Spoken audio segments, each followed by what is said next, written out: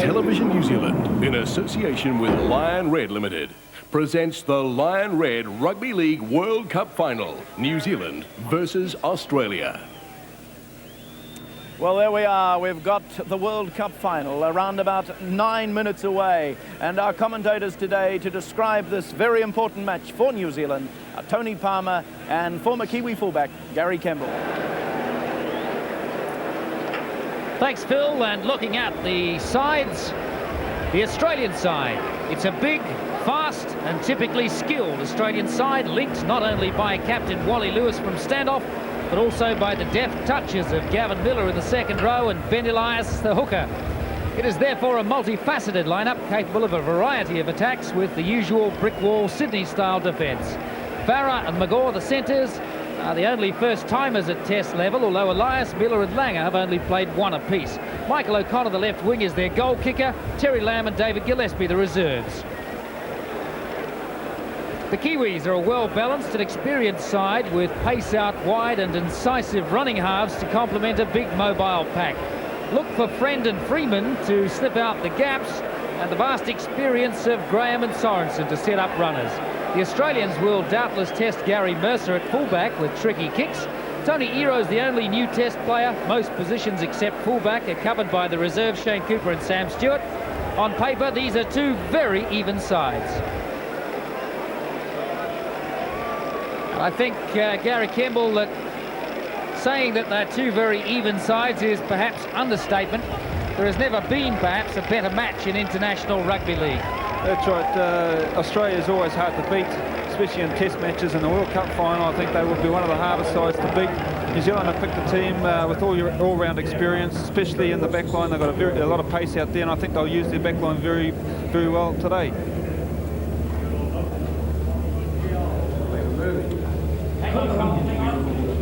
By the way, a very interesting day, this date, the 9th of the 10th, because on this day, way back in 1907, the first ever Rugby League International was played when the New Zealand All Golds played Bramley. He's already been announced.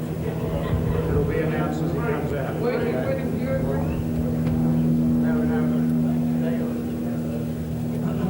This guy will hear each one.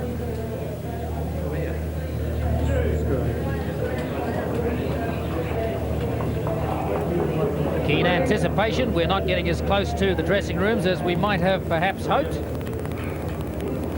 But the players are about to be called out of their rooms. I ask you to welcome the visitors today in the green and gold strip, Australia.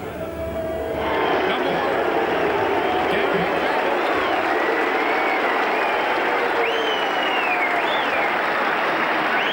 Number 2, Dale Shearer.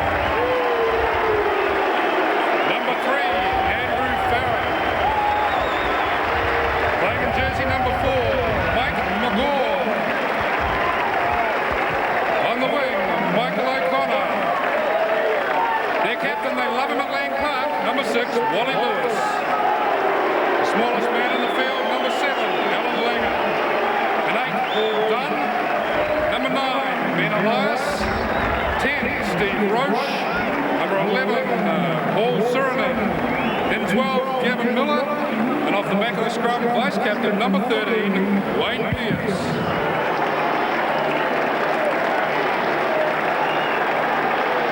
Number 14 there, you saw Terry Lamb from Canterbury Bankstown is the back reserve. David Gillespie from Canterbury Bankstown also, number 15, the forward reserve. And the Kiwis about to be called from their dressing room as Wally Lewis takes quite a lot of flack from the crowd. He seems to have been the man that they have focused on here.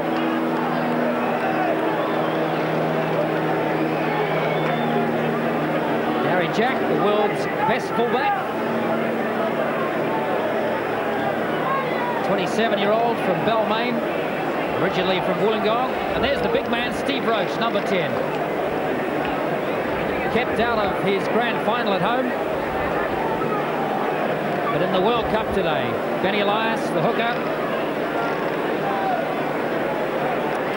This may be a repeat of Lang Park. And a Kiwi ploy of keep them waiting. Yes, it's a very nervous time this time of the match, Tony. And if New Zealand, I think, will keep the Australians out there for a couple of minutes just to let them know that, you know, they mean business. Certainly, it's a psychological ploy that's worked before. Here's Dean Bell, Gary Mercer behind him, Tony Ito, Kevin Ito behind him.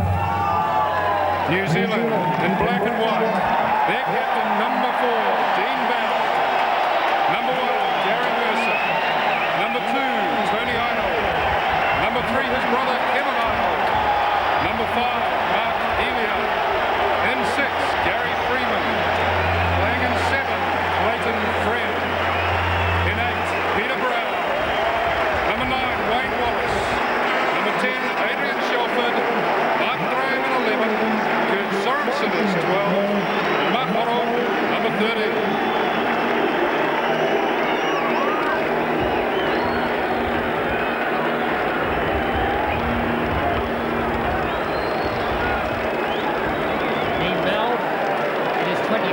Test today. He scored 10 tries in 20 tests. Clayton Friend, the smallest man on the paddock. The big Kiwi chant coming from the crowd. Led by the Right Honourable Mr. David Longy, the Prime Minister of New Zealand.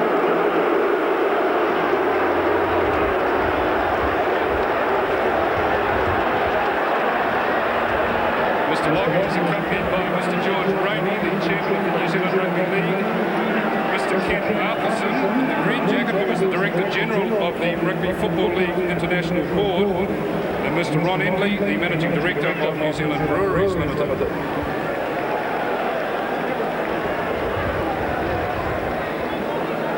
The Australians being called now to the centre of the field to be introduced to the chairman of the New Zealand board and the Australian and international board, the Prime Minister and the Managing Director of Lion Breweries.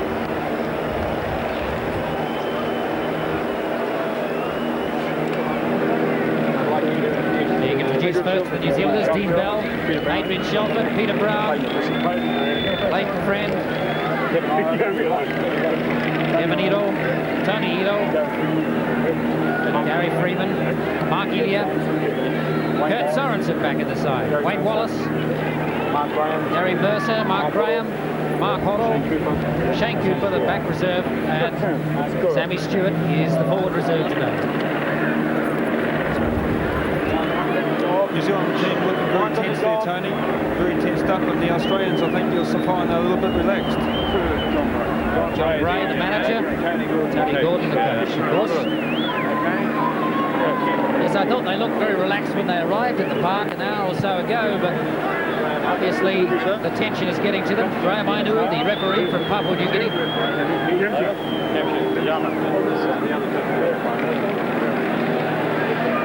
Manager Peter Moore, Prime Minister.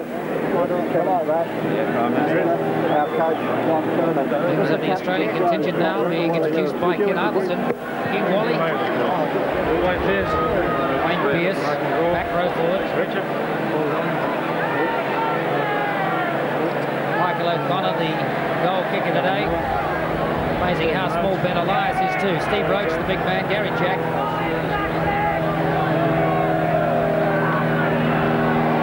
Sheridan, the tallest of the Australians there. Yeah, yeah.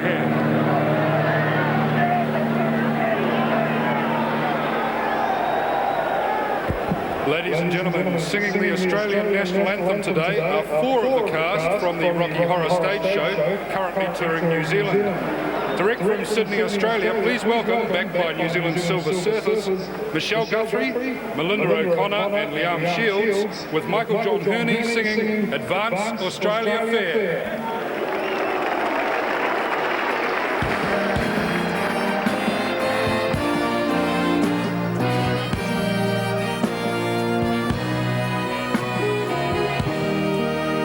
Australians, oh, let us rejoice, for we are young and free, with golden soil and wealth for toil. Our home is good by sea, our land of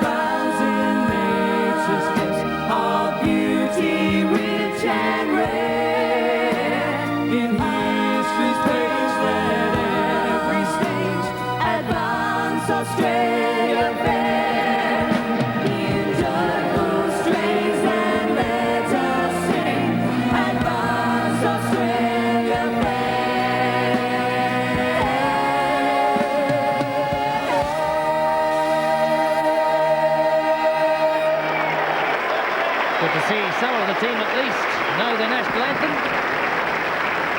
And to sing the New Zealand national anthem, backed by the Silver Surfers, and when the cat's away, an ex-rugby league player, Graham Brazier, God defend New Zealand.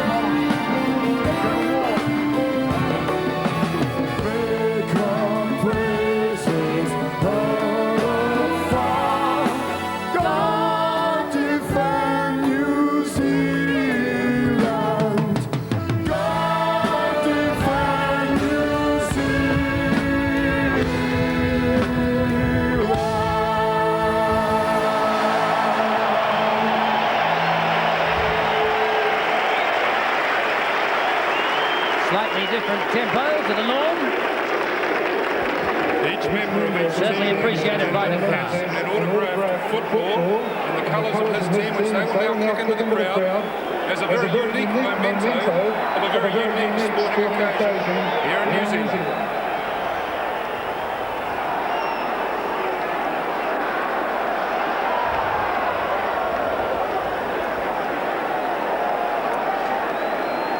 Now each member of each team has been allocated a football in the national colours, which they will kick into the crowd. But I think first we're going to have a haka. Eden Park, the officials for today's match. On the touch judges, Mr. Dennis Hale and Mr. Bill Shrimpton from Auckland. And the referee from Port Moresby, Papua New Guinea, Mr. Graham Arnui. Graham Ainui, Police Commissioner in Papua New Guinea. There's the toss.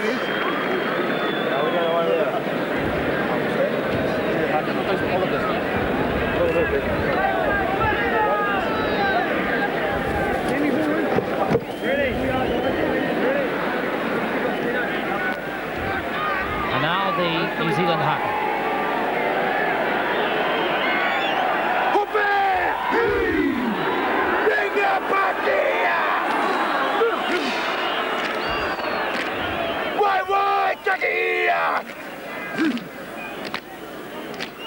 Kamate, kamate, koreko. Oh, kamate, kamate, koreko. Oh, tenete tangata. Huru nana itike waipaka pititera. Oh, umpale, umpale. Oh, umpale, kopale, pititera. Expertly led by Sammy Stewart. The resident Maori cultural expert in the side.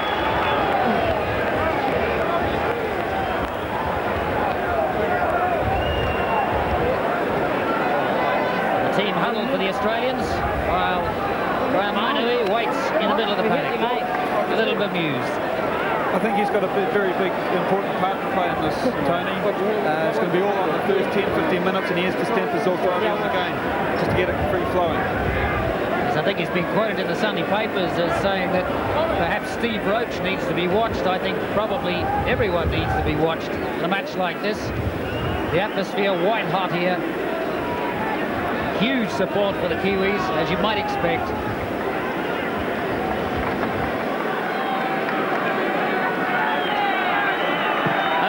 the Australians have played all 7 of the current series of World Cup matches for Australia.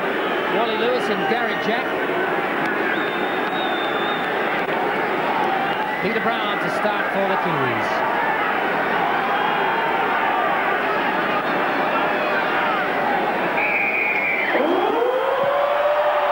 And the siren goes. Not often you hear a siren at Eden Park.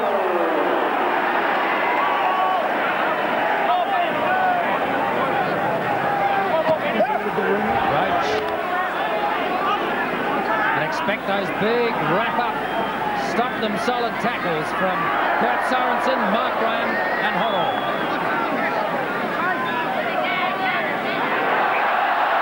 Some early nerves, a little bit of drop ball. Lewis couldn't pick it up.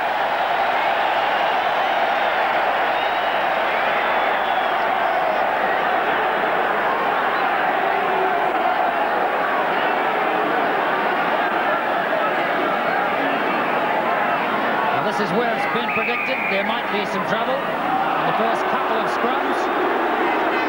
That one fairly straight. The penalty going Australia's way. Australia here have got a big, strong wind behind them, and I think Wally Lewis will capitalise on that, especially in this first half.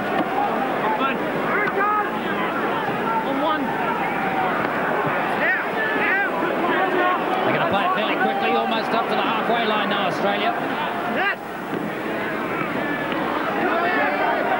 Good tight tackling, that's done. Roach, still getting the pass back. Elias running around. Magor.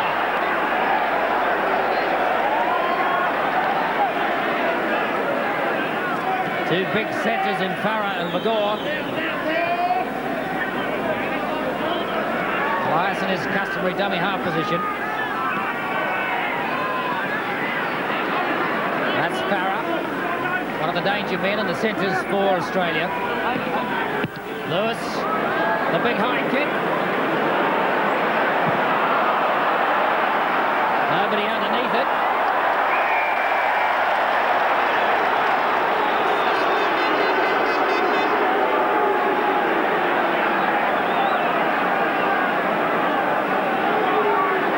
Signal interpretation.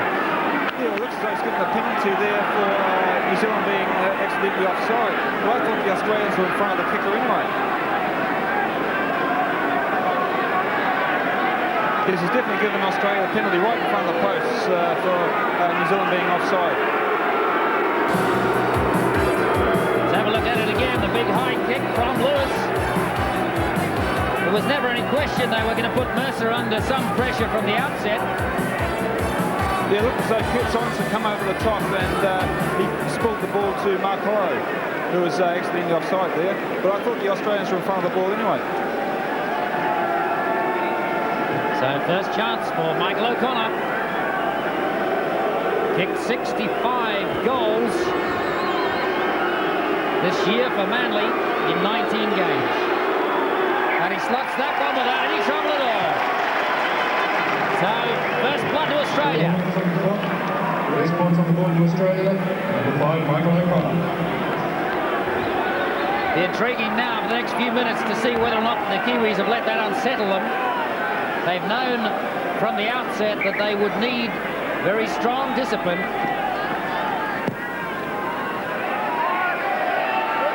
Jack. Caught by the Eagles.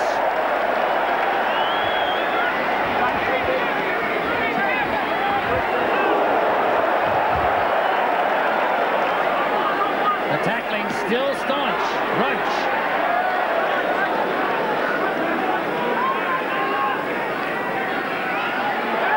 Real determination to stem the flow here.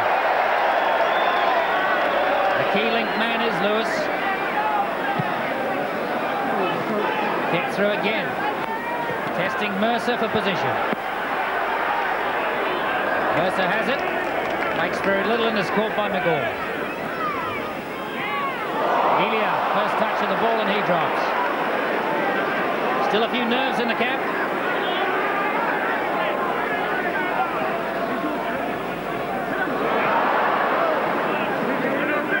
from both sides.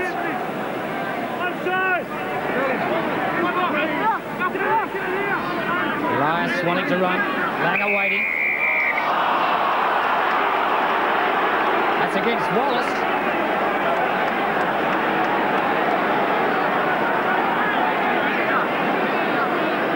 Might have been a bit harsh.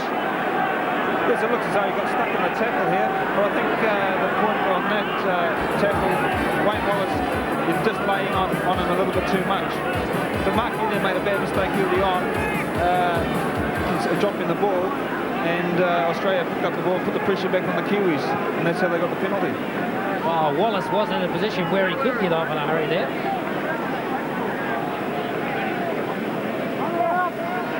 So another shot for O'Connor.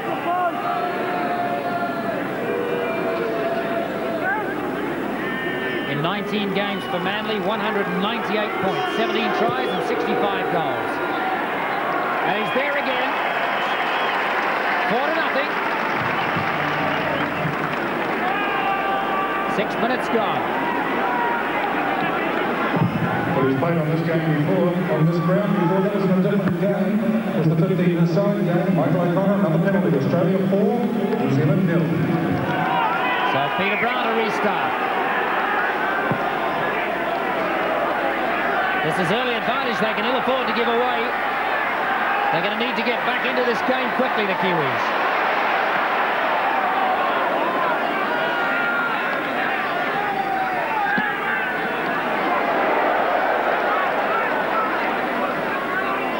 Sirenen, first run we've seen for him with the ball. There's Roach.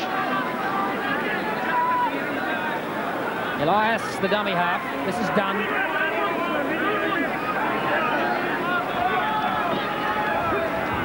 They run off Elias all day. Gavin Miller's number 12. Player of the year in Great Britain in '86. Been at Hull Kingston Rovers for the last 5.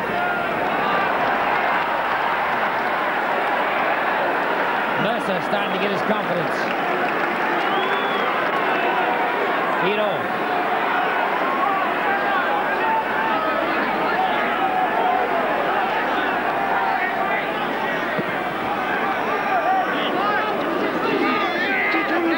Graham will be one of the keys to this side. He and Sorensen in the second row.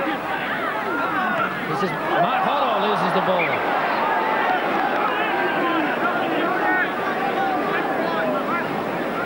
Glenn Gallagher with a dismal look on his face, the New Zealand physiotherapist. A little bit of nerves creeping into the Kiwis' play. They have to hold on to the ball. That's twice now they've dropped the ball early on in the tackle count. I guess you could understand nerves in this atmosphere, but they're all professionals, apart from Wayne Wallace.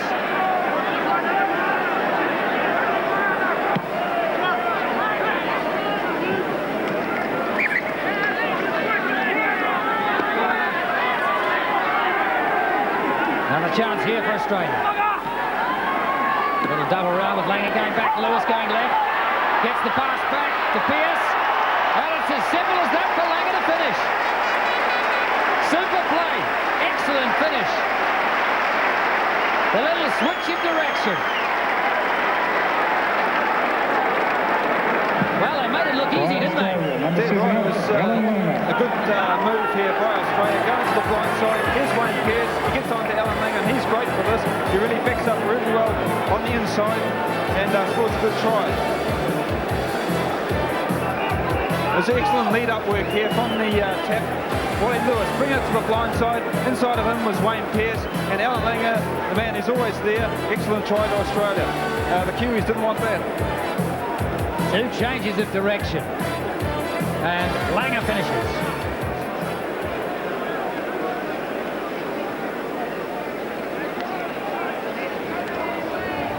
This again is fairly simple for O'Connor.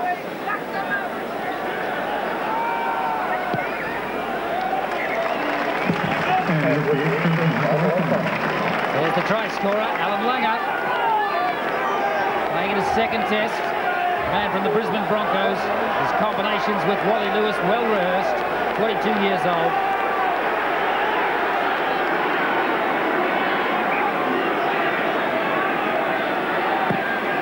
So Brown restarts and the Kiwis really in trouble.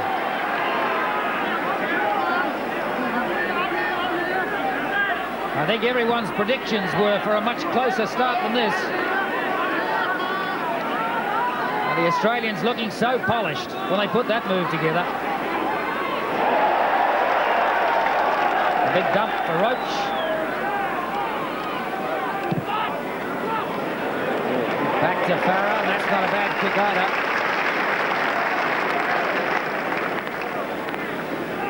So right up close to the 22 now, Australia.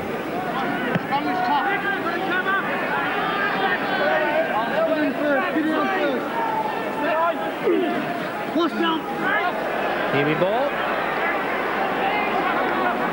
So they're on to Freeman very quickly. Friend. Australians well aware of the ability of Freeman and Friend to sniff for gaps. Odd sort of a pass to Hall. And this is not a very composed looking Kiwi side at the moment. Little incident off the ball. Benny Elias and one of the New Zealanders, and the penalty has resulted.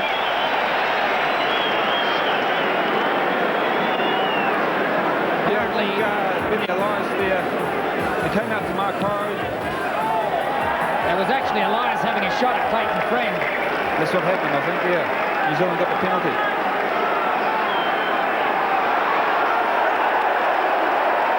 So Shelford.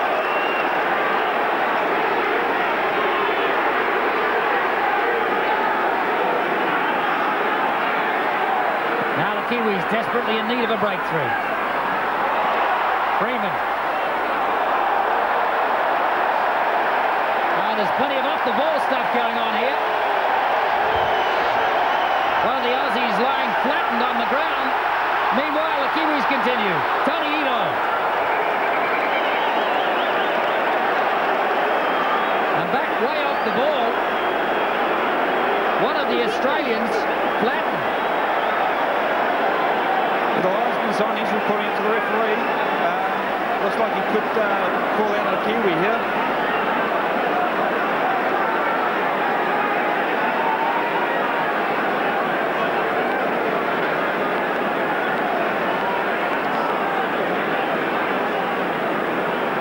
Look at who that is in a moment. Kevin Ito was certainly tackled before he had the ball. It's Mark McGaw.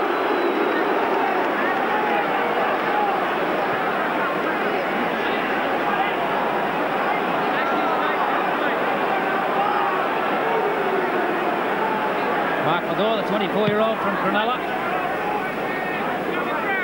Australia 5-1 in the penalty count at the moment. They just can't afford to give away these penalties, Tony. They have to settle down a bit.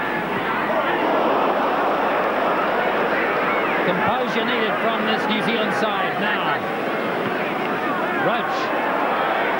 There's a fair bit of niggle been happening off the ball here. Elias. He'll run all day from there. Langer waiting. Lewis. Caught high that time. Not allowed to get the ball away, and there's a touch judge on the paddock. Is Graham Ainu going to stop? Well, this is ridiculous, Tony. These line touch judges, if the referee can't see what's going on out there, they shouldn't come on the paddock. I can't understand. It's just going to make the game stop-start now. Seems to be Kurt Sorensen that's having a finger pointed at him.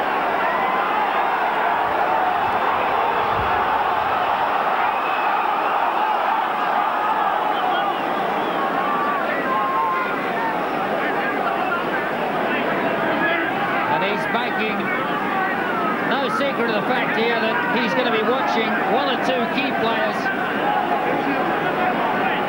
Dean Bell and Wally Lewis, the two captains being spoken to, Steve Roach being spoken to there, and the penalty going New Zealand's way. 5-2 now, the penalty count to Australia.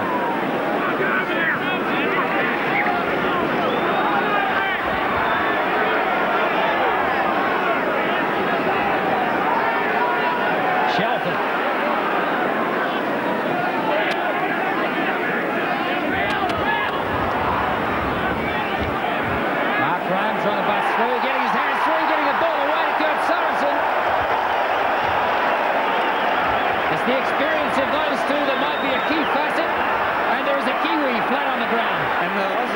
side as well.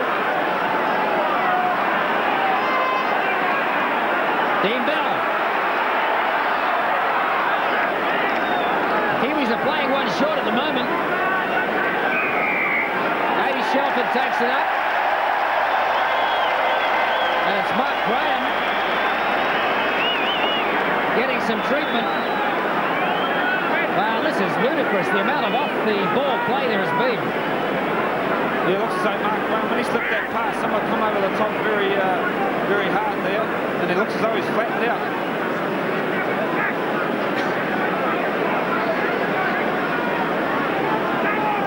Mark Graham, with a severely battered body from many years of professional league. When he lists for you what the injuries are that he's had over the years, it's a wonder he can still walk on, let alone play.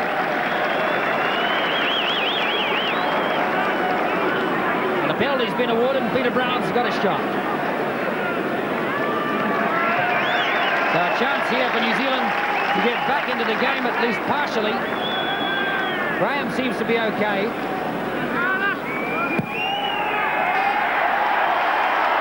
Flagged away. Jack bringing it back.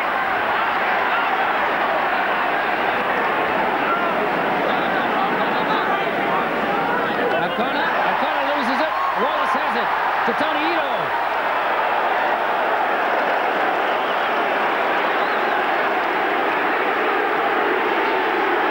Lions kicking it through. Freeman's there. Play on, says Ainui. And the Kiwis go wide. Sorensen running the dummy. Shelford has it. Goes wide to Mercer. He holds it. Now the Kiwis up with a chance right on attack here. Being urged on by the huge crowd.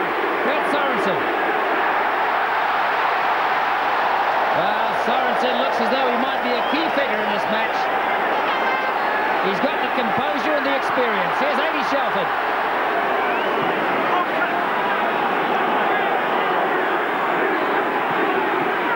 Freeman to Graham.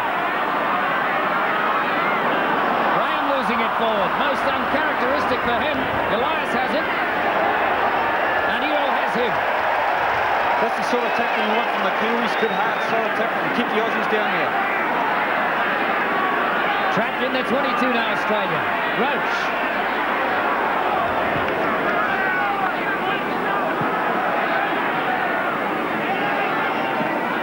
Sirenin. Been remarkably quiet, Sirenin thus far. Farah again. Testing Mercer. Mercer lets it go back.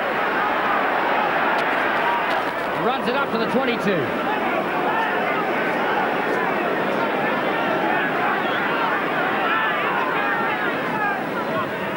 Tony Ito.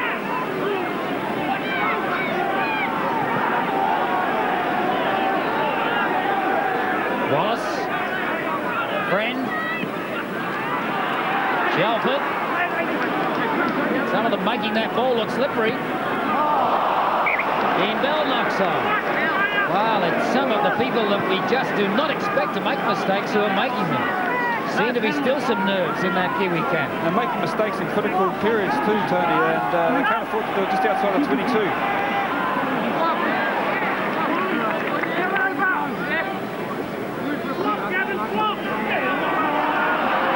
Good mental tussle going on between Freeman and Lewis.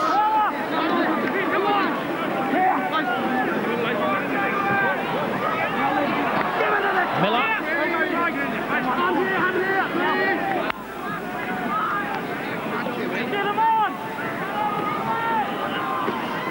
Pearce. Crowd of Kiwis there to tackle. Roach back inside to Sirenin. He's lost it. Wayne Wallace has it.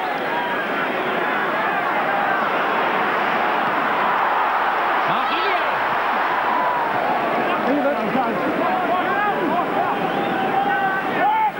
Hero.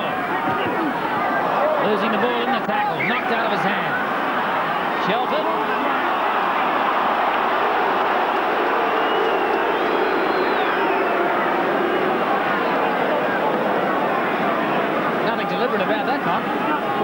stand in the referee's position there. He just knocked it out of his hand and went back anyway.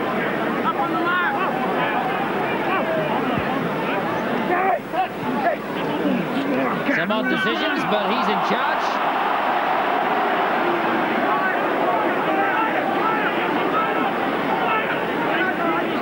Lewis waiting.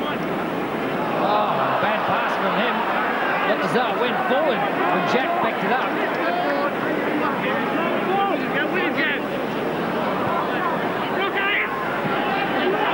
Langer.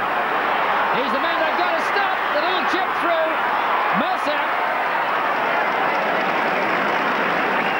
Some quick thinking by Mercer, but he's a danger man, Alan Langer. Yeah, this little fella's really in top form at the moment, and he's playing really well. He's really electric. Accelerates off his feet very well. I noticed that Wally Lewis has got an injury to his wrist on the side of the paddock. Gary Jack. The Kiwis must get this ball. They haven't had it the whole half. Australia have had the monopoly of the ball. Sirenen. Australia just all over the Kiwis. There's Lewis getting some repairs. Meanwhile, Australia play on. Dunn. Back to Elias. Elias looking to run and duck under those tackles. It's got to be wrapped up midway through the first half now.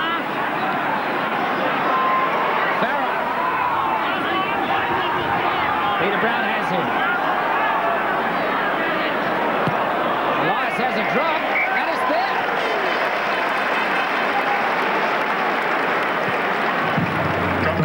That's Benny Elias, better known as a hooker than a dropper of goals, but he made no mistake about that.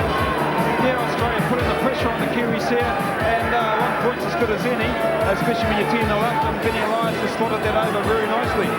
Australia have been making all the play, they've had all the ball, and any points counts, and 1 point at this stage of the game is very vital.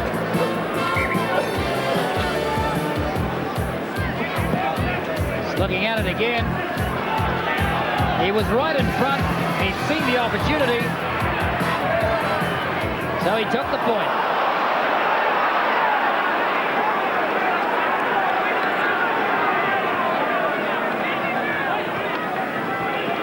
Done. Good tackling, Mark Hoddle. Sirenen. Midway, 22 and halfway in Australian territory. Gavin Miller, one of the main ball distributors, has had all the acclaim in Sydney this season. Elias again with a kick. Back to Mercer, having to run for it. Almost stepping out. And the tackler's up there very quickly. Dale Shearer onto him. Elia. Well caught. And pushed back in no uncertain fashion. Well, these Kiwis are going nowhere.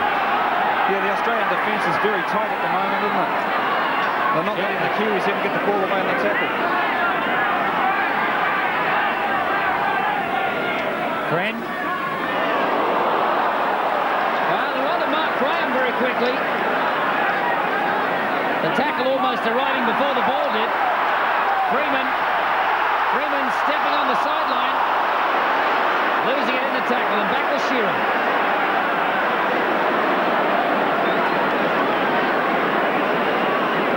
Hard like a half break made by Gary Freeman. Farah well caught on the 22-metre line.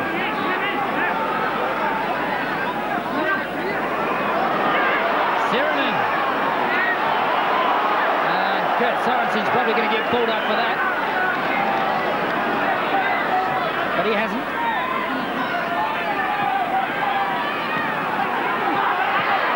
Back to Jack. Jack fumbling it. Elia there. Can't get it. They come back to the knock-on. New Zealand defence was very good there. The backs come up very quickly. They saw Gary Jack coming into the back line. They come up very well. Suddenly some composure and organisation coming into the Kiwis, at least on defence. Well, that's all I've been doing this afternoon. They've only been defending, and I'd like to see them have the ball.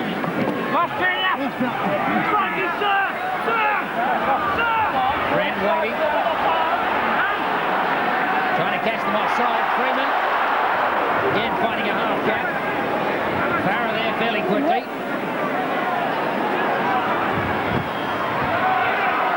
Dean down. Wayne Pearce doing his usual superb job of covering. Driving the pass back to Sorensen.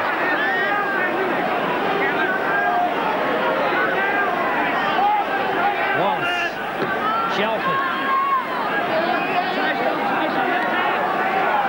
Making some progress this time, almost up to halfway. Double round with Wallace. Brent. Pat Sorensen. Flicks it on to Ito. Kevin Ito, that is. Brother Tony waiting behind him. And they're well up midway, 22 and halfway now. Kurt Sorensen. Jack underneath it. Takes it safely, and Graham has him.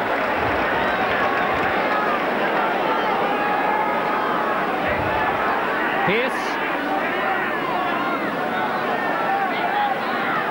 Nice, but a little flick up to Miller.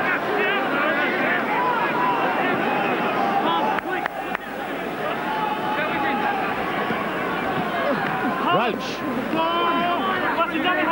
Roach hasn't made a lot of progress. He's been well covered. Lewis kicking this time.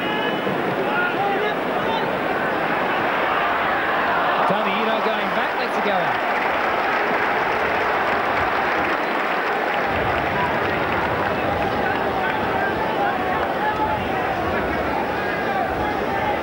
Right on the 22-metre line.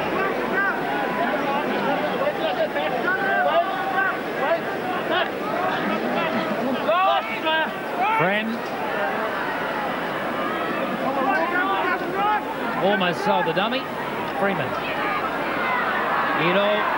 Mercer.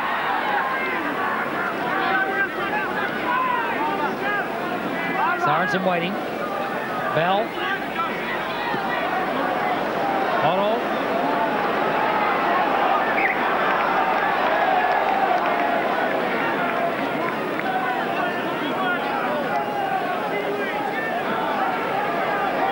Scrum to go down again, right on the 22-metre line. Yeah, it's Australian speed, and they're inside the 22. Another critical period for New Zealand now to keep Australia up.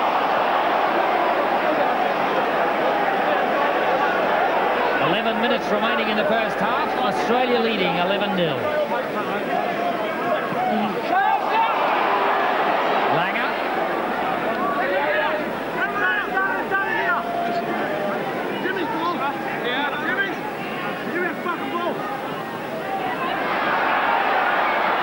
Lewis and Jack, not quite sure who was going to pick it up. Dunn. Pearce.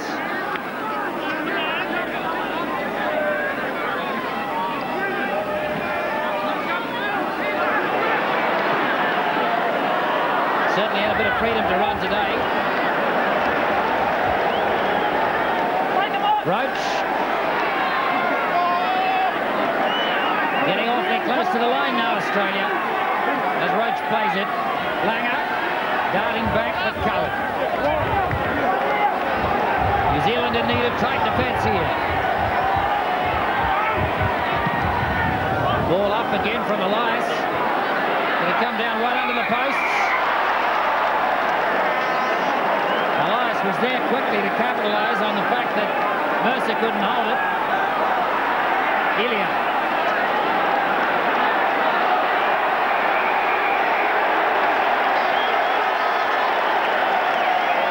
There's penalty in New Zealand. Australia holding New Zealand down. This will relieve a lot of pressure.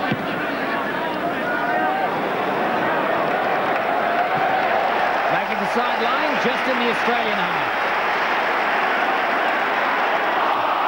Now those Australians are offside there. They're inside the 10 metres, even though Tony Euro knocked the ball on.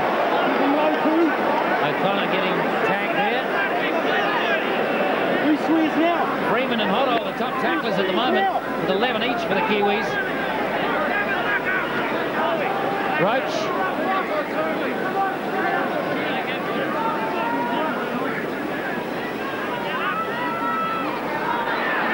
Lewis just flicking it back. Pierce to Jack. Jack looking for running space. Good tackle from Tony Ito. Langer. Looking to link up with Lewis, his clubmate. Elias. And they certainly have put the pressure on Gary Mercer, but that time he didn't even have the ball. And he's not very happy about it. Nor should he be. Well, that's right. He's been tested, and he went up to go for that ball in, and the Australian player just went straight into him without even looking. So back check, and they marched it another 5 metres, and here's Mark Edia. Back in to Peter Brown. Clayton Friend. Running every which way, Clayton Friend, in his classical style. And they're back well inside the Australian half now. Freeman has found a gap until he runs into Gary Jack.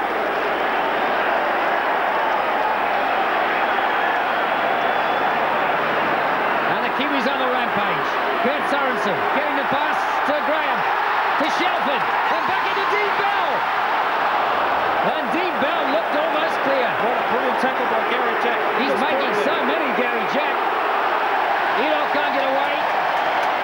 Well, that's the professionalism of Australia. They knew they were wrecked.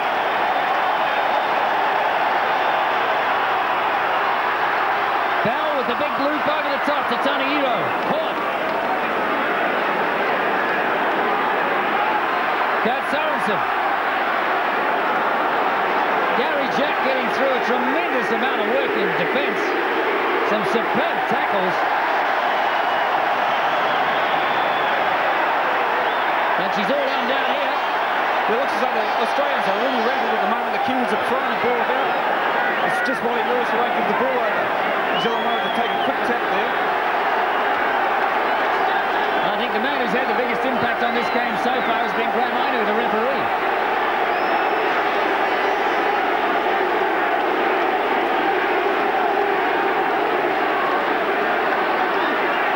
That's Paul Dunn, who appears to have been sin bin. I didn't actually see that, Tony. It looks as though he has been sin bin. Well, I didn't see the signal. But the Australian official there is saying 5. So whether it's 5 minutes or 10, we don't know yet. But they're one short. And the Kiwis keen to capitalise. Sorensen running in a different angle. Here's Graham. Once again, Jack there to make a tackle. Looking it on. Dean Bell. Dean Bell almost in space. Gets the pass up in the tackle. But Shearer has it. And Pierce regains possession for Australia.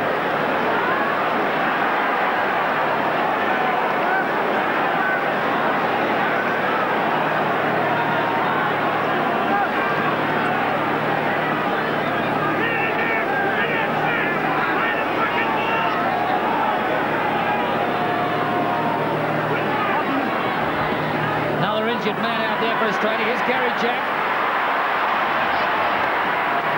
Making some yardage and up past the halfway. Elias. Langer. Through Lewis. Farah and Magor combining. To O'Connor. Back to Shearer. Shearer caught. This is Langer. Mercer to beat. Mercer can't catch him and Langer's there. What a series of strange events.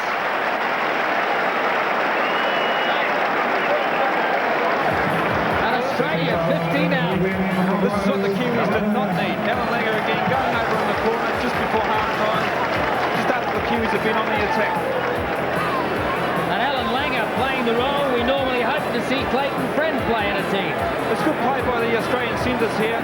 They really left the New Zealanders for dead.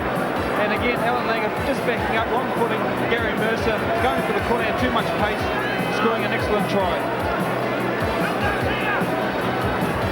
Well, this is one tough test for the Kiwis to come back from. Excellent changes of direction from the Australians, the same as their first try. Just wrong footing, the Kiwi defence. Clever little deft touches, and Australia 15-0 out with 4 minutes remaining in the first half. This guy Langer doesn't seem as though he's only having a second test, does he? He's having an excellent game. Amazing. Came originally from Ipswich, taught by Tommy Radonicus. Now the Kiwis really with their tails down now. That's going to be one heck of a total to come back from. They go in at half-time, 15-0 down, possibly 17-0 down. If O'Connor can convert from the sideline here. He's misjudged the wind a little. A stiff breeze. So 3 minutes remain now and 15-0. Now the Australians are bringing on Terry Lamb, and Wally Lewis is coming up. King Wally. The wrist injury that he sustained earlier on is not good, so Terry Lamb from Canterbury Bankstown, the 27-year-old veteran of 7 tests, is on now at stand-off.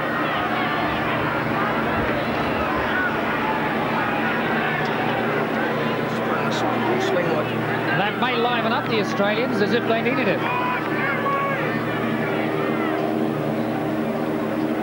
Roach.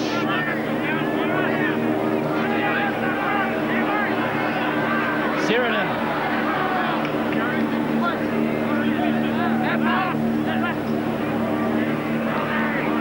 Elias and Pearce have both been making good ground running.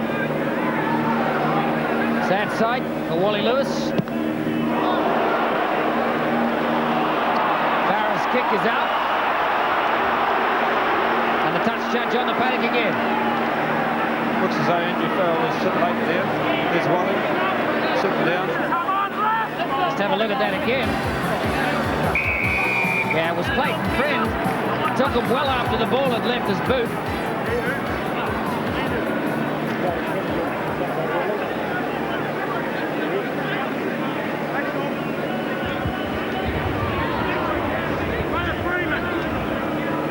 So the penalties at the moment, 8-6 for New Zealand.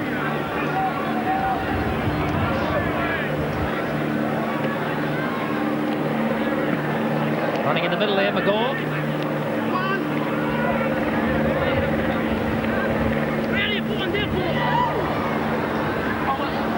Sirenen.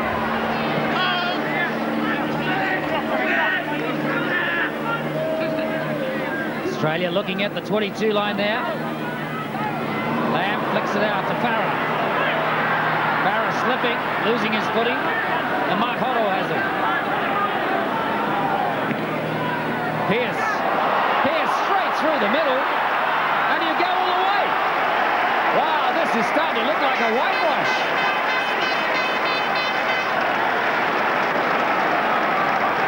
Well, this is poor defence by New Zealand. Australia really putting the pressure on them. It comes out to Gavin Miller. It just went straight through the hole. Actually, should have given the ball there to the other Australian player, but he went on his own and beat the tackle of Gary Mercer. All it was, he just took it up, just went straight through the hole. Adrian Shelford, Peter Brown, just stood there just as though they were watching him. It was bad defensive work by New Zealand.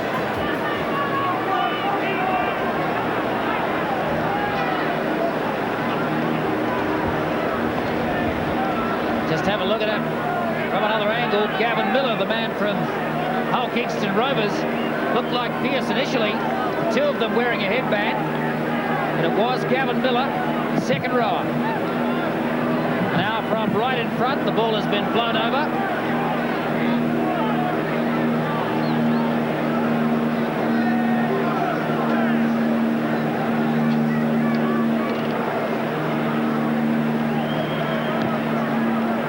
Flags are up.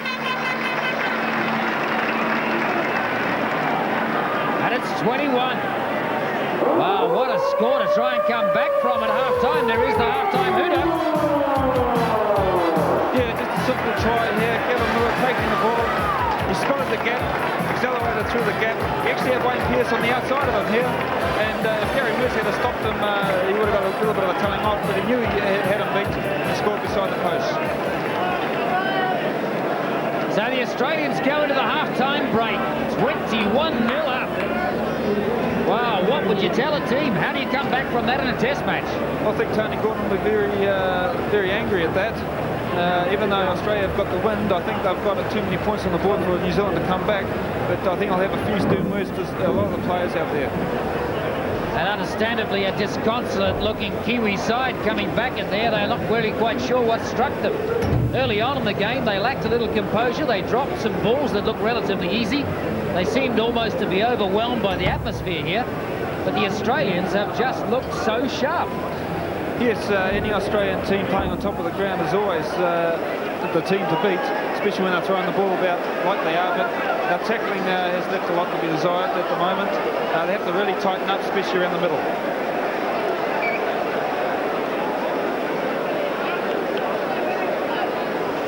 Australia have everyone talking 19-0 up at the moment in the big World Cup final. Perhaps the biggest talking point of this first half has been the news that about 20 minutes into the game, we heard a comment from Wally Lewis. He looked across to his bench and he says, "I think I've broken my arm."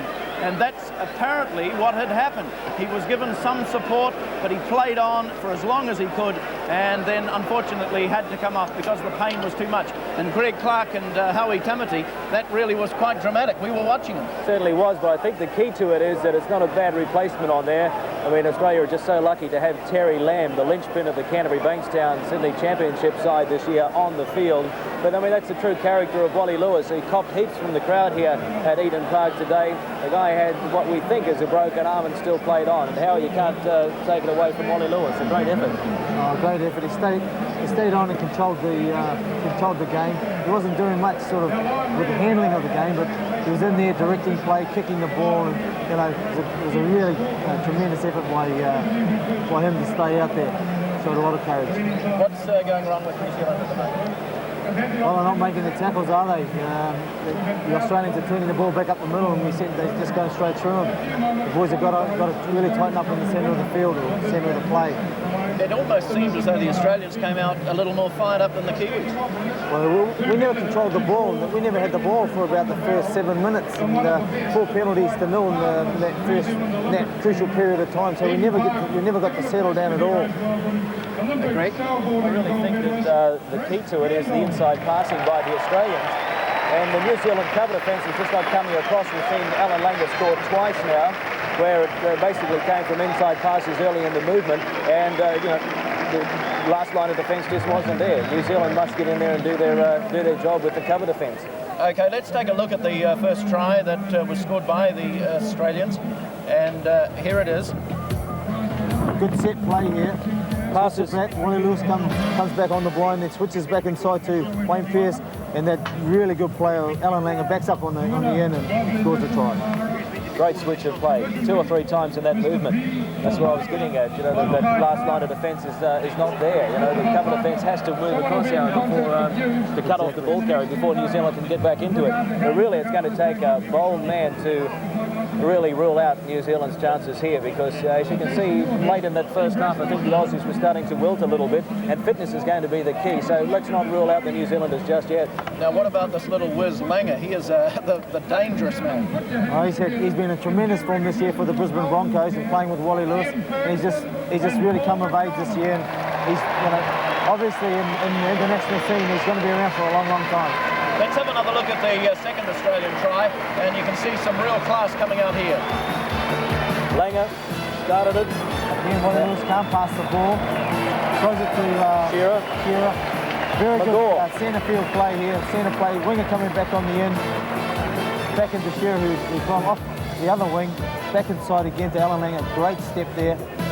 Beats him on the outside, which shows real pace to do that against an international fullback. Scores a good try. They call him Elf.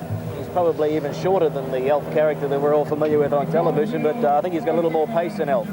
Now, who else has impressed you in the Australian lineup? I really can't find a fault in the Australian lineup, Philip, to be quite honest. I just think they're all playing a great game. They're all playing very well as a team. You know, like everybody sort of thought that Gavin Miller would probably be the key linchpin, but he hasn't done much really. He just sort of waited until the New Zealand defence got tired, and then he just came in. We're talking of Gavin Miller, probably an appropriate time to look at the third Australian try. This was another heartbreaker for New Zealand. There he is. Virtually a solo try, this one. He had Wayne Pearce there, through the dummy. He's very, very strong up top. He's a very solid man. So, you know, you've got to go low on him. I was only saying to Howie before we saw this try that I thought Miller was having a quiet game. Usually he's a great ball distributor. And Howie said to me just before that try, wait for a little while, because when the other forwards start to tire, Miller will move in and do the job, and that's exactly what happened. Well, that's the key to being a ball playing forward. You just sort of wait, you wait and you hang on and you wait till the defence is wilt a little bit, then you come in and you do your thing with the ball. And obviously there was no runners. Everybody sort of hung off him and he just ran through the gap. Okay, what are they going to have to do in the second half? Our boys are going to have to tighten up really hard and go forward, try and support one and run off one another. That's sort of we're going. Adrian Chelford's going pretty well. And I suppose the thought now is that maybe New Zealand will have the advantage that they will be a little fitter, and logically that might be the difference between the two teams when it comes to the crunch. So we're all set now for a second half. It'll be coming up in a few moments, and we're going to be talking now amid this amazing atmosphere here at Eden Park to one of New Zealand League's greatest coaches, a man who's made his mark on the game. Sess Mountford, your first reaction to what you've seen so far? Shocked. The crowd really wonderful, but the game, New Zealand haven't started yet. What do you think is the problem?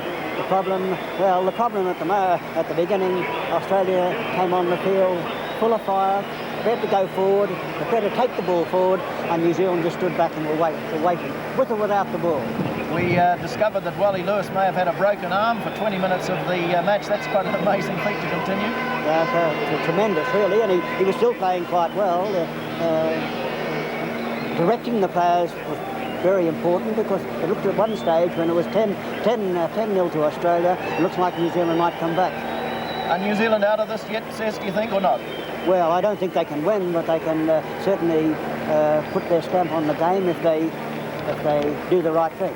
Paul McDonald, Brett Kendall and Bruce Kendall, I should say, and Ian Ferguson have been here today, so they're enjoying the occasions. I'm sure you are. But what would you be saying now if you were Tank Gordon? If I was Tank Gordon? Well, I would have said it long before the game, and it obviously hasn't been said. The forwards have got to be sure that they get in the right places. There should be one man marking the man play the ball, a forward behind and two forwards either side, and then they've got to move up and put him to the ground. But what are we doing? We're just waiting. Sess Mountford, thank you for joining us. I hope you enjoy the second half. Certainly we'll be hoping that New Zealand can perform a little better. Here's Bruce Kendall and our gold medalist canoeists, Ian Ferguson and Paul McDonald, and they have been a very popular addition to this large crowd here on World Cup final day. Members of the OREC Sports Club that came to the ground in ARA bus number 1420, and it's not where you thought it was. So Paul McDonald there is just about to be besieged by many autograph hunters, as is, I'm sure, Ian Ferguson. And Bruce Kendall, perhaps the sportsman we don't see a lot of, is actually taking his major part as well. Well, we're standing by now for a start in the second half of the big World Cup final. New Zealand against Australia. Now, back to the Rugby League World Cup final in association with Lion Red Limited.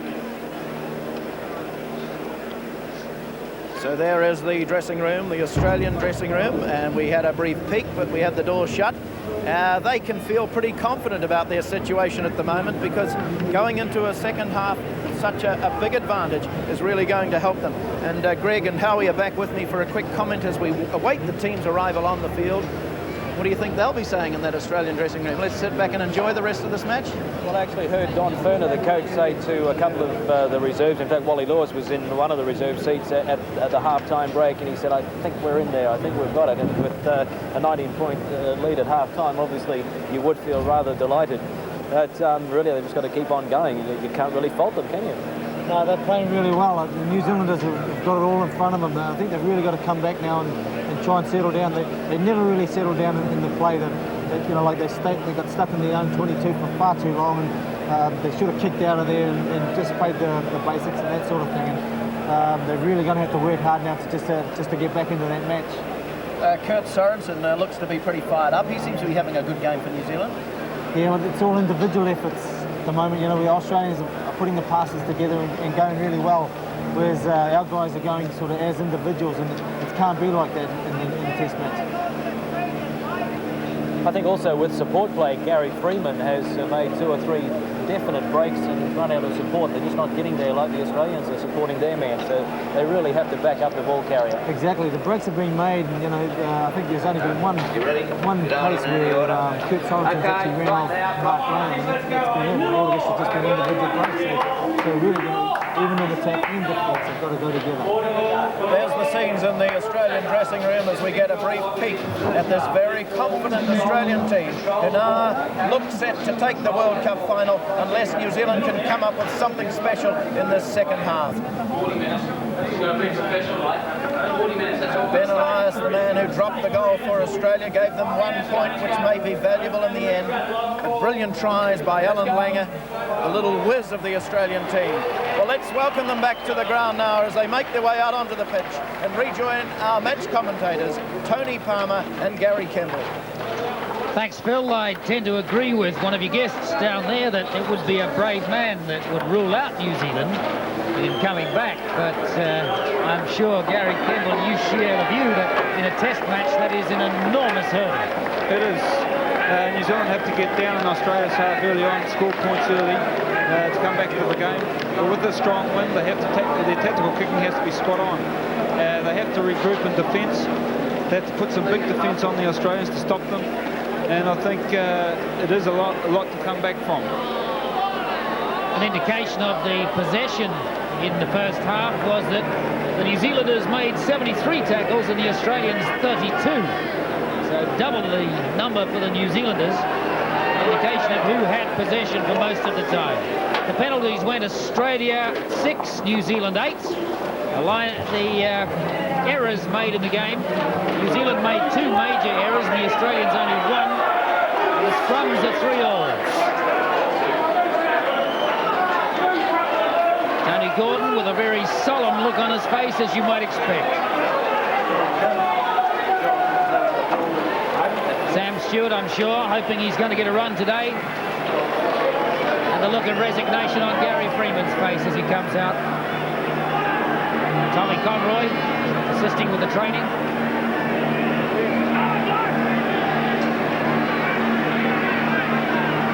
There's the McConnell Dow bird's eye view of Eden Park.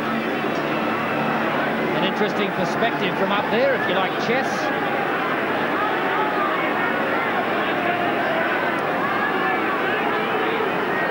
And it will be Terry Lamb to restart for Australia.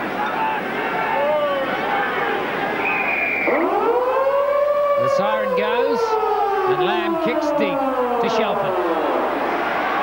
Now let's see what kind of spirit the Kiwis can come up with in the second half. They have 40 minutes, and what an enormous task ahead of them. All credit to Australia, who have definitely looked the sharper of the two sides, who have had the lion's share of possession, and who have used it superbly.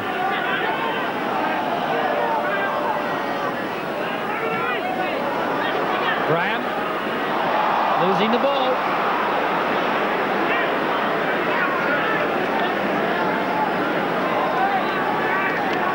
Elias looked to throw a pass and then go himself. He was well covered by the halves.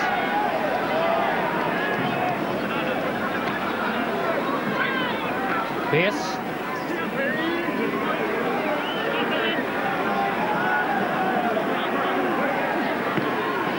Roach.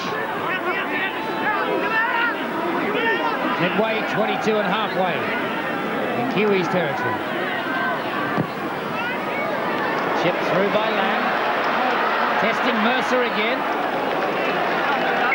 And certainly on his performance in the first half, he was worth testing. Yes, Gary Mercer looks as though he's out of position a few times. It's very hard. He's got a losing pattern on him at the moment, and on that occasion it's Australia's ball again. No change in the pack. The Kiwis, we thought that if the scrums weren't going well, that Kurt Sorensen may end up in the front row. And either Brown or Shelford back in the second row. Jack. That's the 22-metre line. Farah. Again, the tackling not great. Holes in the middle. Elias to Miller to Pearce, and a Dale Shearer finish. Well, they just can't do anything right today, the Kiwis. Fairly straightforward try.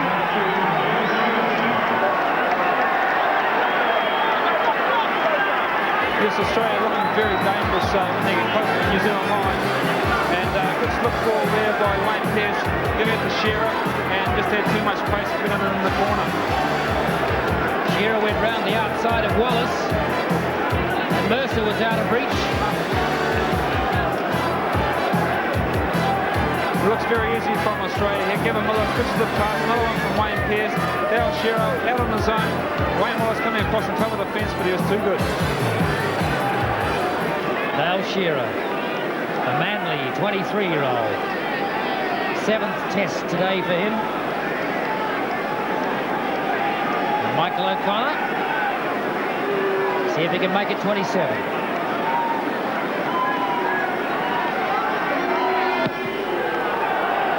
He misses, so it remains 25. And if it was difficult after half-time, it's even more difficult now. Yes, I don't think anybody would have predicted this score.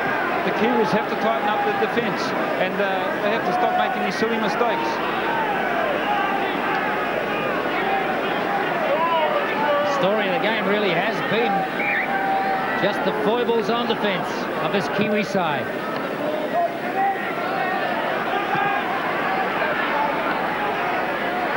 Shearer. That's a very dispirited looking Kiwi side now. Sirinen.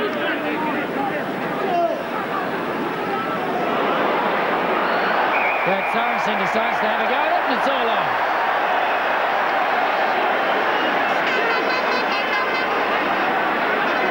Well, I guess if you can't win the game, there might be some hope of winning a punch-up.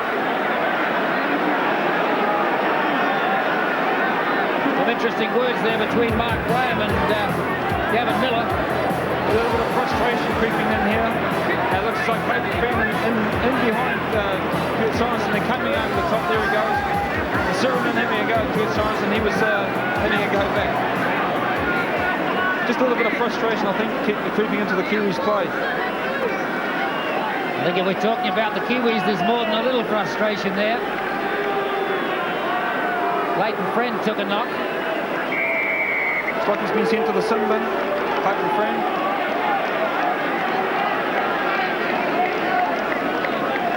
Yes, the end result is that Friend is in the sin bin. We're not sure for how long.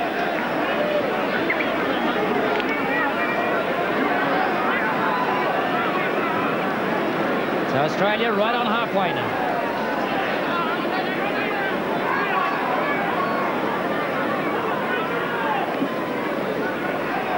Roach.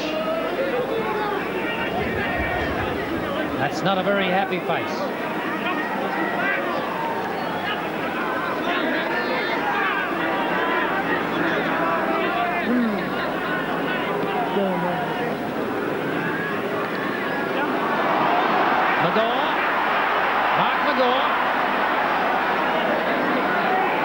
Again, that first tackler is missing the tackle. The first tacklers must make the tackle.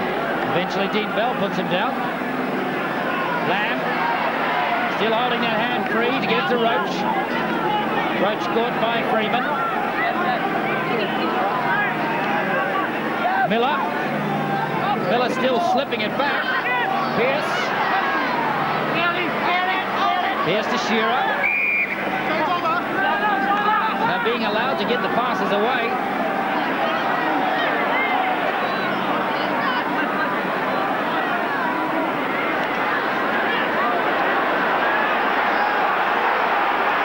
So the Kiwis with possession now, the crowd urging them on. Mercer.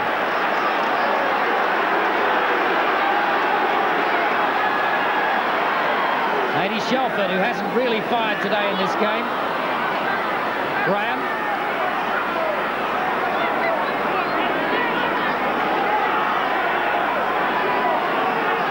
Wallace waiting.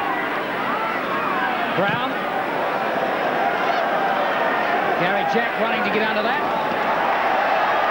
Goes back out of his hands.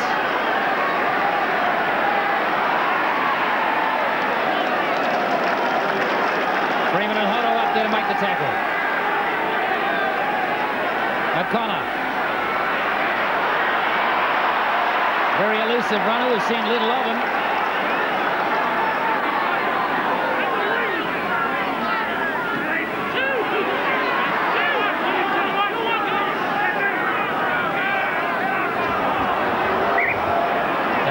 Knock-on. Wide down. Let's see what New Zealand can do here. They've got the feed. They're inside Australia's 22. They need the points. They have to score a try. If they have any hope of a comeback, whatever, they will need a penetrating attack from here. And they're still without Clayton Friend. And they've got a penalty.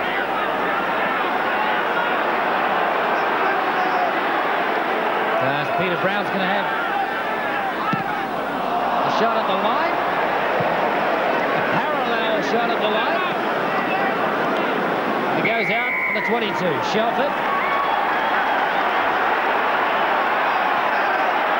Offside, here's Freeman. Brown. Freeman again. Midway 22 and goal line. Shelford. Goes put down, holds the ball. Big defence by Australia. Shelford caught one then. And it seems Roach was the offender. And he's been binned as well.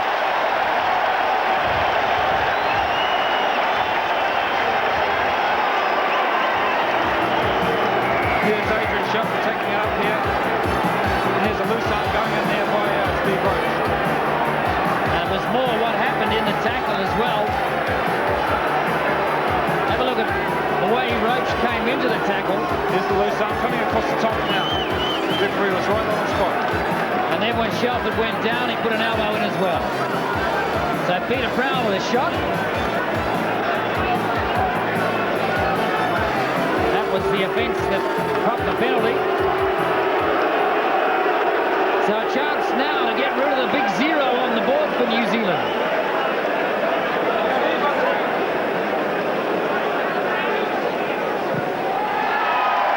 Finally, they get some points on the board.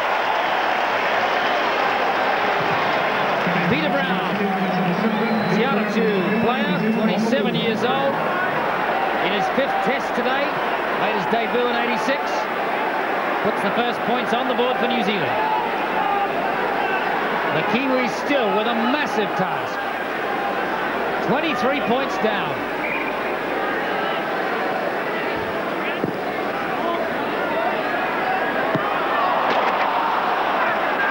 Lady Shelford almost flattening the flag on the way across.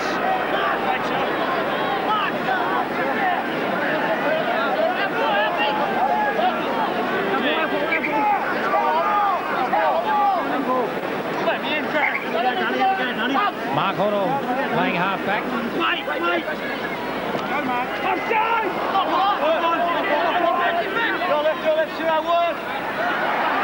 Ilya. There have been necessary rearrangements in the back line since Friend was binned. Bert Sorensen. Both sides playing with 12 at the moment.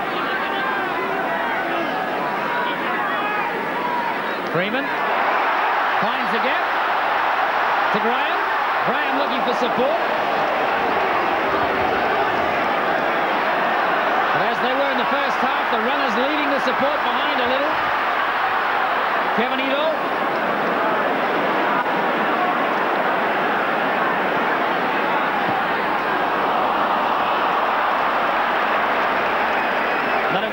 from Dean Bell.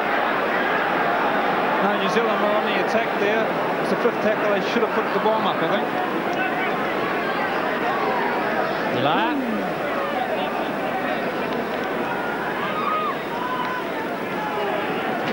Sirenen. Kurt Sorensen anxious to make the tackle. The ball goes back to Jack.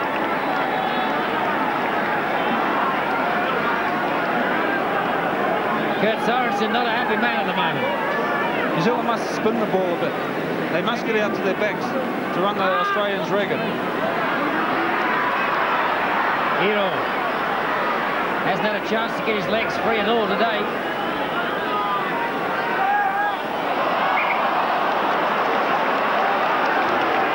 Well, that's the story of New Zealand's game today, I'd say, Tony.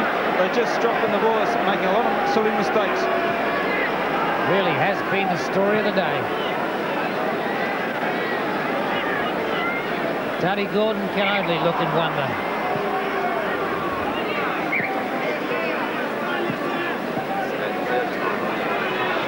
I guess you couldn't say it was an upset. Neither team was a hot favourite in this final. But the score is certainly an upset.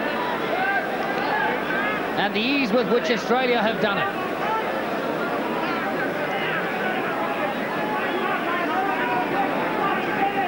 Farah. And that's inside the 22. Playing it a metre inside. Drop ball and a scramble for possession, and Mark Horrell salvages something. The Kiwis can run it out from there.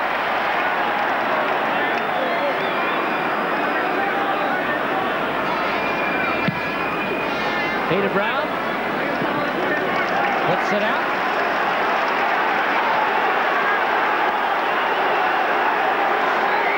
Australia all offside there. He's picked them up as well. So they go another 10. A real chance for attack here. Mark Graham changes direction. Shelford can't get the pass away. Bounces out of his hands. The scramble, and Kevin Ito was there. And the penalty again to the Kiwis.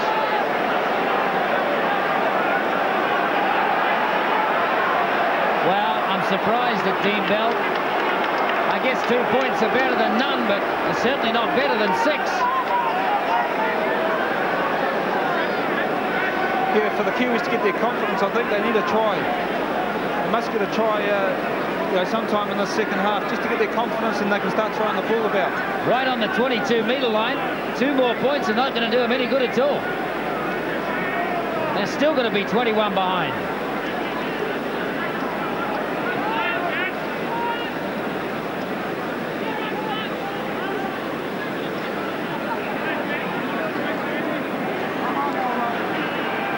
An indication of the fact that this is a demoralised Kiwi side at the moment, and understandably. So Brown makes it 4 for New Zealand, and they're still 21 behind. 25 minutes to play. Australia 25, New Zealand 4.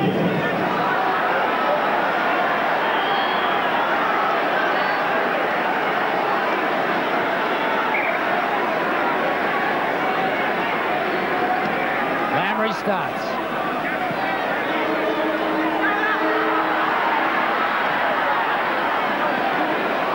Elia throwing it blind. 80 Shelford. Mercer. 80 Shelford's had a very quiet game today.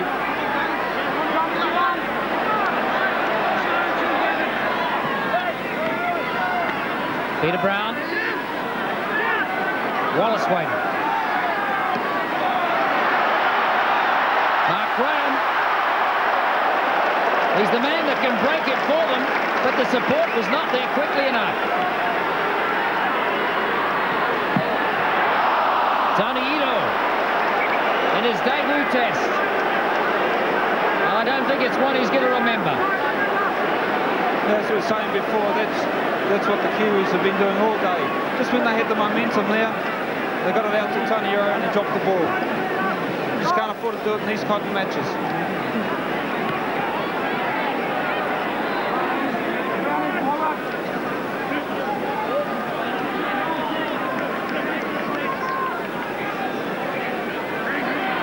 Gary Jack.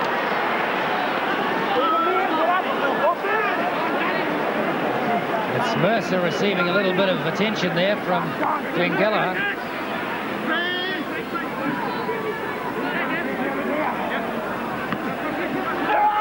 Sirenen keeping the hands free beautifully.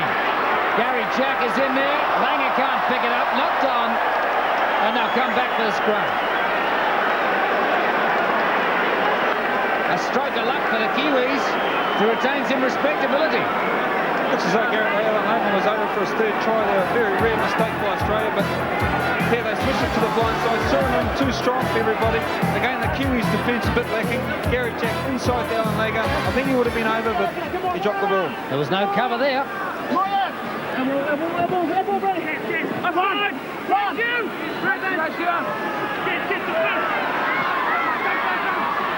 Otto.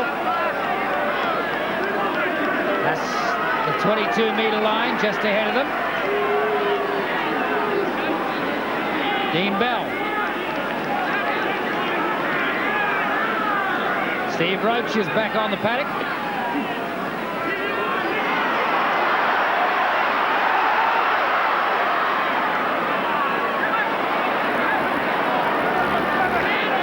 It's good defence by Australia. First-time tacklers are not missing.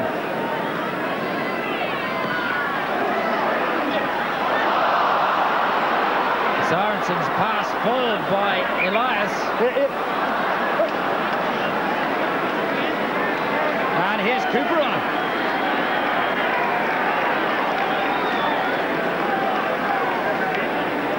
It's Mercer coming off, so Shane Cooper.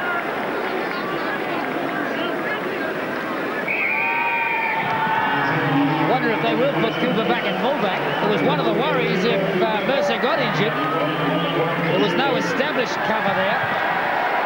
I think he's going to put Gary Freeman back at fullback. Tony, he's walking back there now, and Cooper's gone to stand off. Clayton Friend is back on, by the way. So yes, it is that way. Freeman is back at fullback. So the halves will be Friend and Cooper.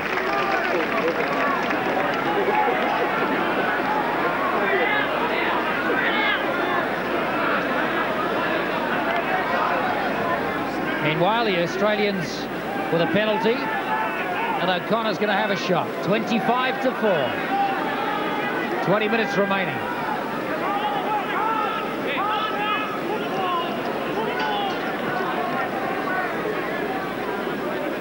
I got a funny feeling that a great rugby league occasion, the greatest rugby league occasion, is going to turn into a bit of a dismal day for New Zealand.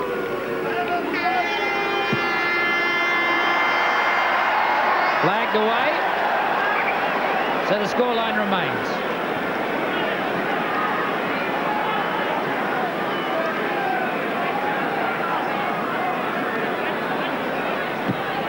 From the 22, Peter Brown to Sirenen to Jack. And that's the halfway line. Steve Roach. Cooper has the ball off him, but he's not going to be allowed to keep it.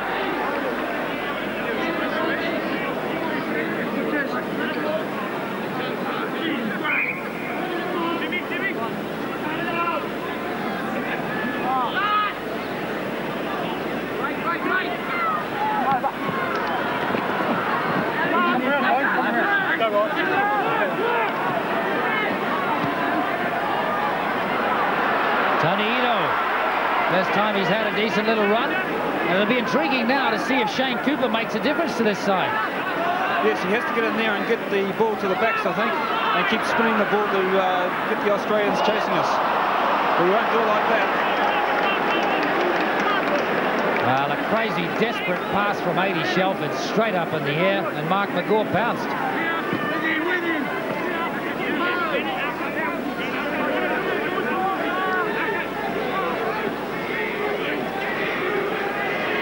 Lamb back in. Miller running well again. Combination between Pearce and Miller is excellent. Sirenen seems to have played on his own somewhat. Elias with the kick through, making Freeman run for it, and it's gone out just 3 metres short.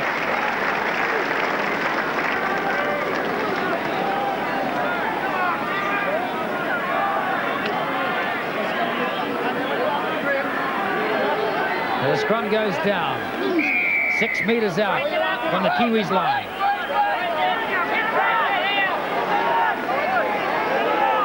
The penalty going New Zealand's way. Early striking, so Peter Brown to the line. Gary Jack puts his hand up to it, and it's out. 7 metres in the Australian half. Time running out for the Kiwis to do anything. Time running out even for them to salvage some pride here. Brown. Peter Brown with a determined run. Otto coming off him, but he didn't have the ball.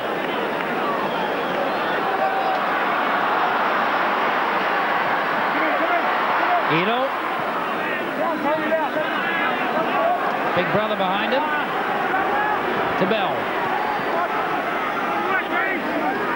But Elias was awake to that. Mark Graham starting to shout some orders out there now. Friend. Brown. Cooper waiting. Kevin Sorensen. Freeman going screaming through off his inside shoulder. But he didn't deliver.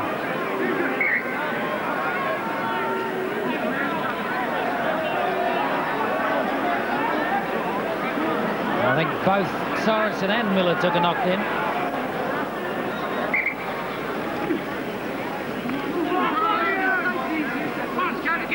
That's the 22-metre line in the Australian half.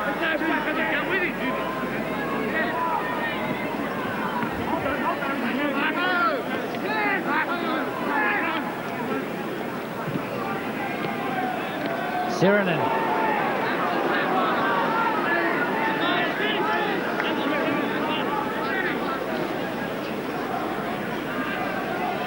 "16 minutes remain in the game. 25-4. This Australian side has been so sharp, looking superb in the first half. They've been slowed down a little in this second. Elias again with a kick.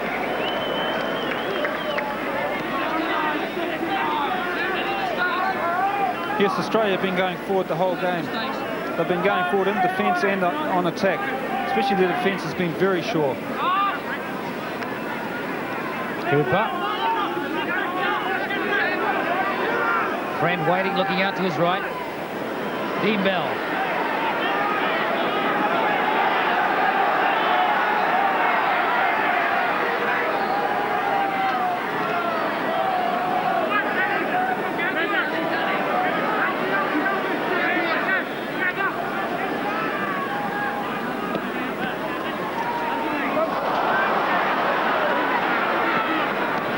Kevin Ito, he and Tony Ito have been well bundled up out there.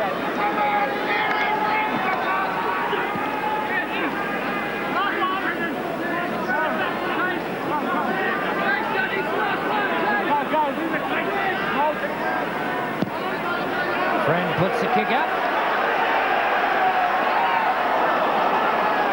Now Shearer safe.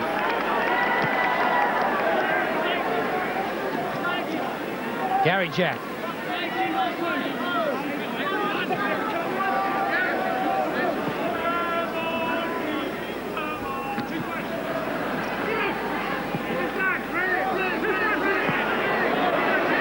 Plenty of hands to tackle Sirenen.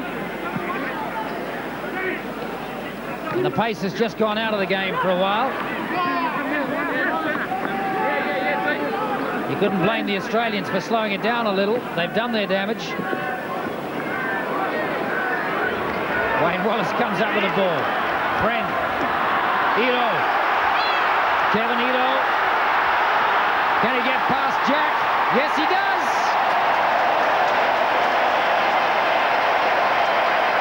Now maybe that will bring some confidence to the Kiwi side with 13 minutes remaining.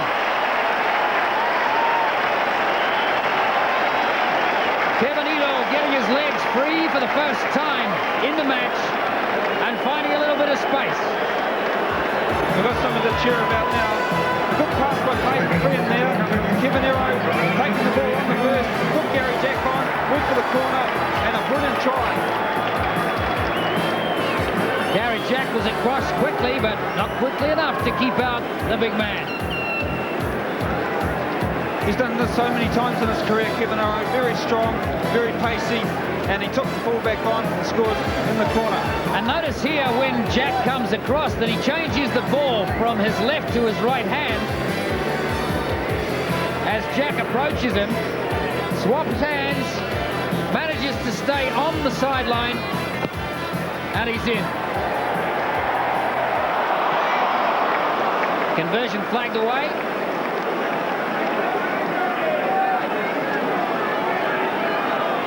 So 25-8 with 12 minutes remaining now.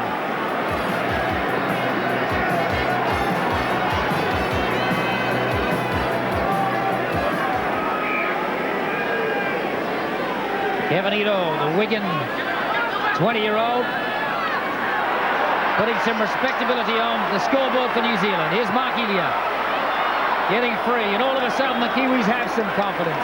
They haven't got the time, but they've got the confidence. Mark Elia losing his boot, reminiscent of a game at Hull in 1985, where he scored a couple of tries without a boot.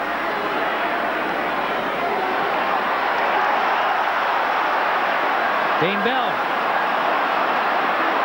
running this way and that, but not making a lot of headway. They're outside their 22.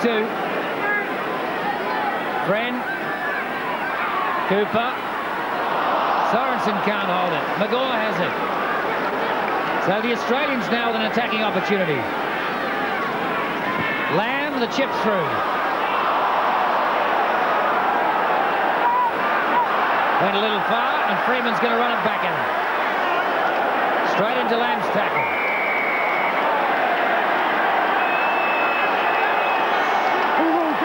No love lost out there. He's a feisty little fellow, Lamb, isn't he?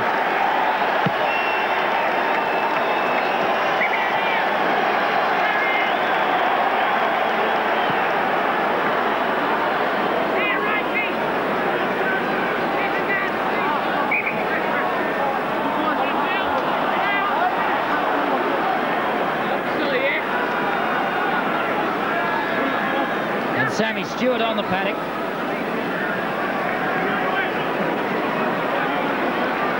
It looks like it's 80 Shelford coming off. That perhaps is not surprising. Already there's a stoush there between Steve Roach and Kurt Sorensen. It's been brewing for a while.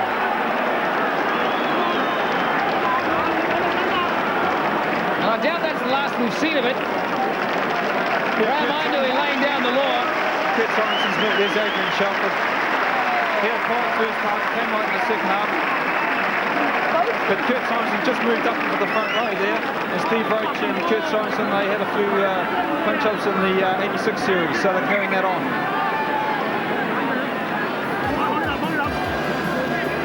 Just have a look at it again. There had to be a little sort out there, since Sammy Stewart will go into the second row and Kurt takes 80's place up in the front.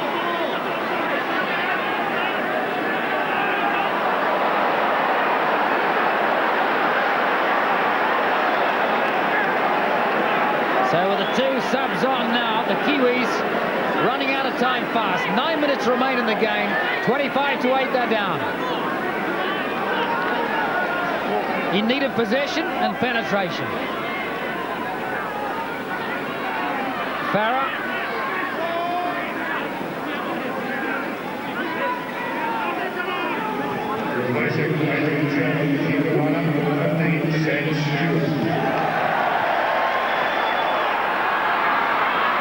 Good kick from Elias. He's been spot on with the tactical kicking all day.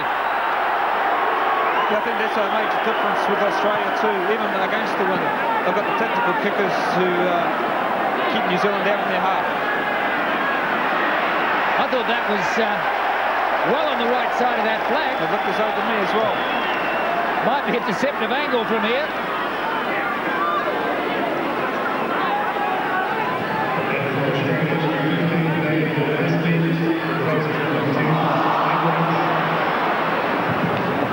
Again, there it was again, another silly mistake by New Zealand, first tackle. Time running out, 8 on the clock. Steve Roach off the paddock now.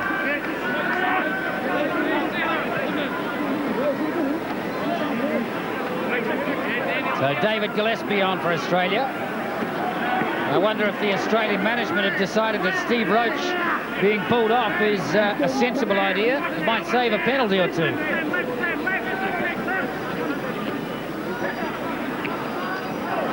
Miller.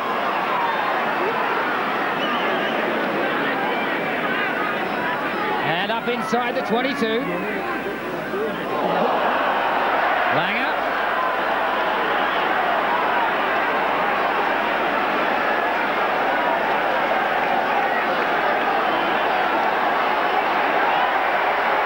There's plenty of punch-ups going on here. This is Freeman and Shearer.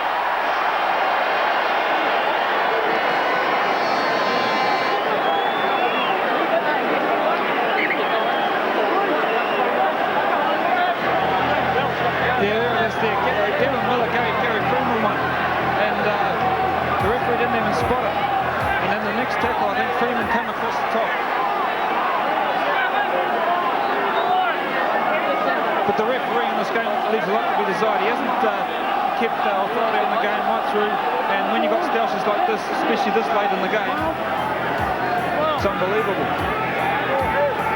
It's difficult to understand why we're getting all of this, as you say, this late in the game. I mean, what do we got? 7 minutes to go. What's the point?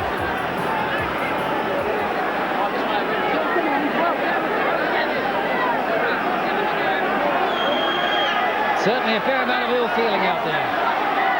And a lot of frustration on the Kiwi side. Perhaps for the mistakes that they've made.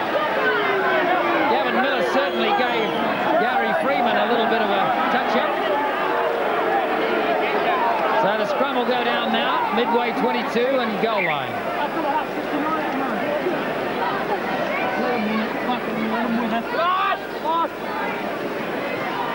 Elia.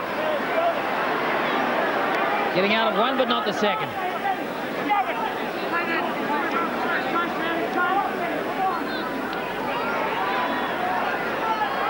Cooper getting the hand free to Wallace.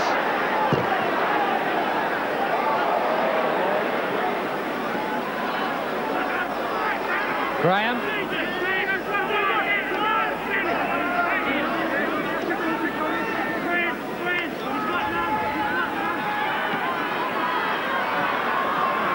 Sorensen. Ball coming free from him, picked up by Friend. Not often you see Kurt Sorensen spill a ball in the tackle. Sam Stewart trying to keep his hands free.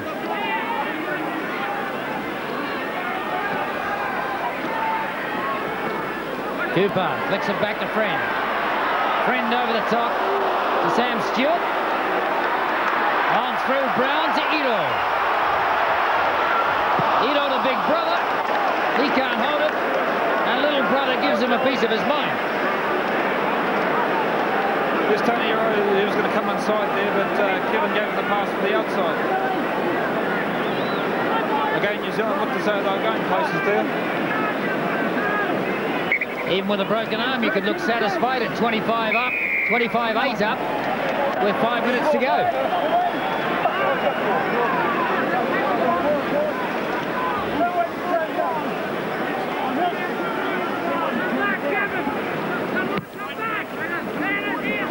New Zealand favoured in the penalty count, 17-8. Wallace, Stewart.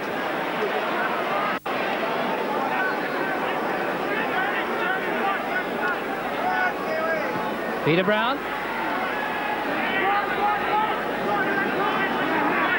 The Australian tackling still strong.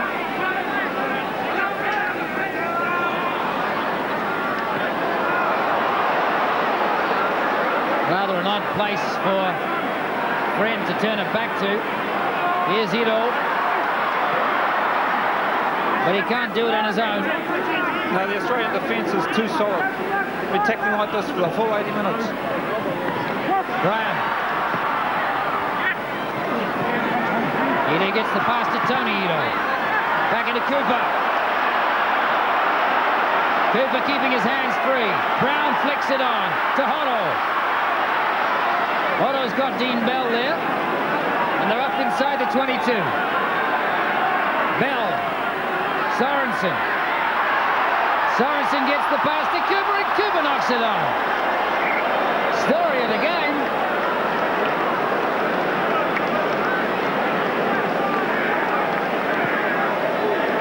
Well, I guess that might have been just the last chance. 3 minutes in the game now. An Australian ball to the scrum. Coming back to the Kiwis, tight head.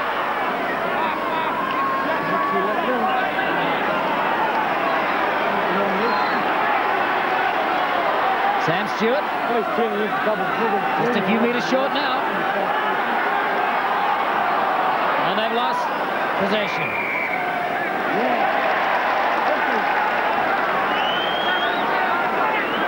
And regained it via the referee.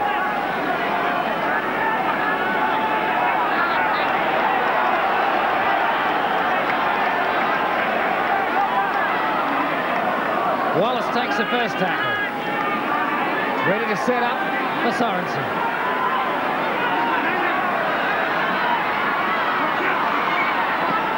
Cooper, Bell, Ito, and finally something goes right for the Itos, for older brother Tony in particular. And I guess he can finish his debut test with some satisfaction. Yes, New Zealand deserving this try. They got the ball out to their back line. Came to Shane Cooper. It's a good pass by Dean Bell here. Saw that Kevin Ero was going into the gap. Good step by Kevin Ero. And Tony Ero going over for the try. But I think it's come too late, Tony. There's mounting pressure here by the Kiwis. Good step by Kevin Ero there, and Tony Ero, an excellent try, but I think it's too late. I think you're right. Nice finishing. Nicely set up. And a good pass delivered that time from Kevin Ito, the younger but more experienced of the brothers. Cooper flicked it. Dean Bell. Bell put Ito in the right place, but he still had two men there. Drew in Big Brother, and Tony finishes. Flagged away with a conversion, so it's 25-12 with 1 minute and 41 left.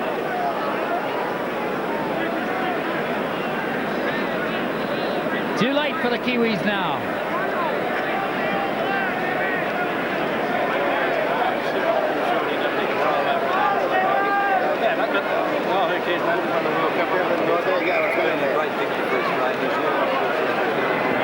Telling comment from Wally Lewis. They're getting some points in the latter stages, but who cares? They've got the World Cup. Arkilia.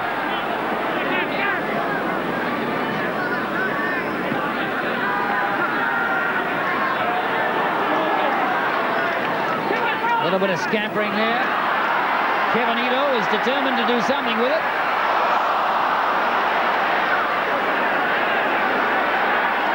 Kevin Ito has looked the class of the New Zealand backline.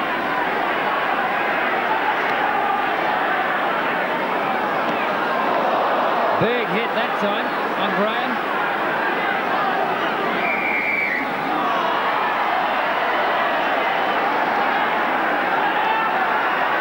Graham Ainui gives a penalty to the Kiwis. And Peter Brown for the line, right on halfway. Wally Lewis getting set to celebrate. There's Wally Mike. 17 seconds, 15 remain in the game. You'll hear the crowd count them down from 10. As Dean Bell runs it in. 2, 1. That's the end of the game.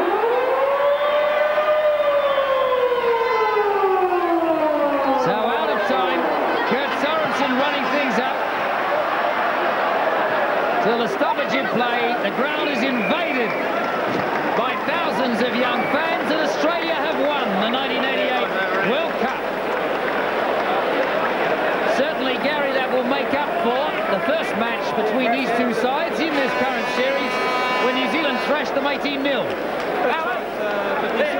Let's face it, they've made the World Cup final. Even though it's been a disappointing day for New Zealanders, they made the final and they only come on the last 20 minutes really. But good luck Australia, they've played really well.